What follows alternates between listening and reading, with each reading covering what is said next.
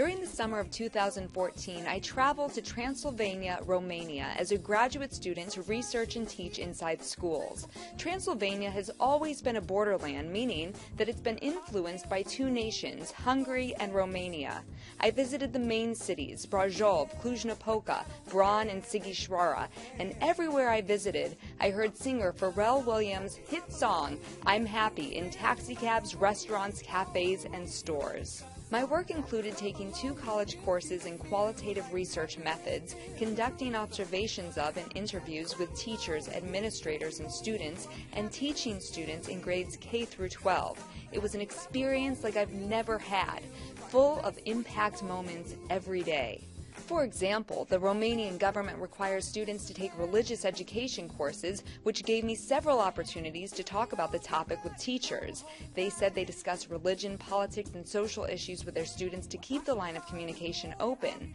During an art class that I took at a local university, I learned that since the fall of communism, Orthodox Christianity has played an important role in the political and cultural life throughout the country, commanding the loyalty of 86% of the population.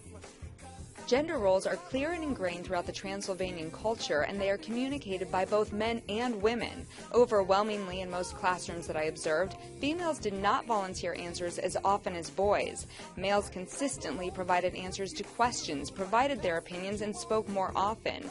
Generally, females did not speak unless they were called upon, and they tended to raise their hands more often than boys. Another impact moment was the issue of languages. Although I've completed 5 years of French and Spanish, I'm only fluent in English. During my undergraduate years, I studied at Oxford University and interned at a magazine company in London, England. However, it wasn't necessary for me to speak and understand a language other than English in Great Britain.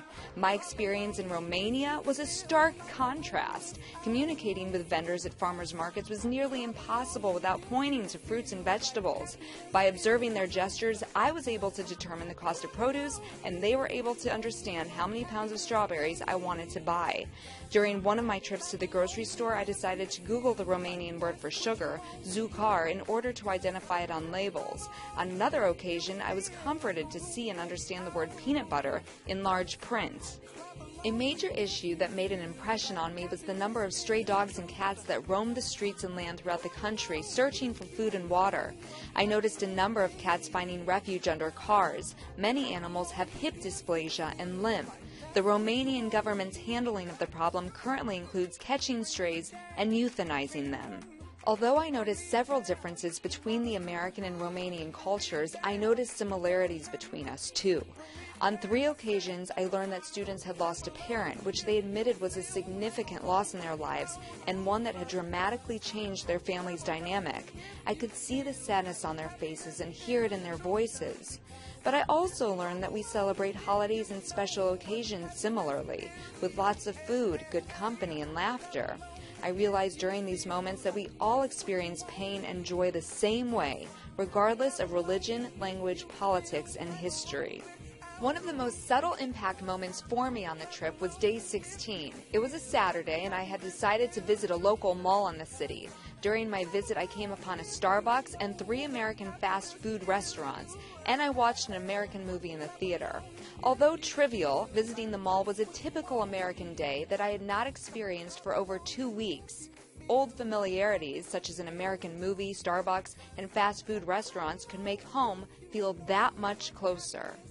As a result of my experiences, I returned to the United States slightly different than when I had arrived a month earlier. My heart softer, my mind more curious, and my spirit hungrier. My experience in Romania has changed the way I view the world and my community. I have a new sense of what civic identity means to me. I have begun volunteering more often at a local animal shelter in my community to provide assistance to stray cats and dogs. I realized that while I was unable to alter the stray animal problem in Romania, I could help stray animals in my community. The experience opened my eyes to what children, especially young girls and women, need: confidence. Some of my job duties include working with young men and women, and from now on, my civic responsibility includes not only teaching them course material, but also teaching them to believe in their abilities as human beings and to express it in positive and healthy ways. I've also gained a greater sense of patriotism after seeing how Americans are loved and respected abroad. People seem to hold Americans to a higher standard and expect greatness from us. Romanians want to listen to our stories, find out what makes us happy, gain our feedback and advice, learn how we have become so independent, and understand us. Most of all, they want us to accept them. We Americans are put on a pedestal, and we live at a standard for which many individuals strive. I recommend everyone going to a second or third world country to experience being a minority, a stranger in an unfamiliar place. Moving away from the security and comforts of my home provided me with new freedoms that required me to grow and develop in unparalleled ways. I also gained a new appreciation of and love for all the special people in my life who remind me every day why I am so happy. Clap along if you feel like happiness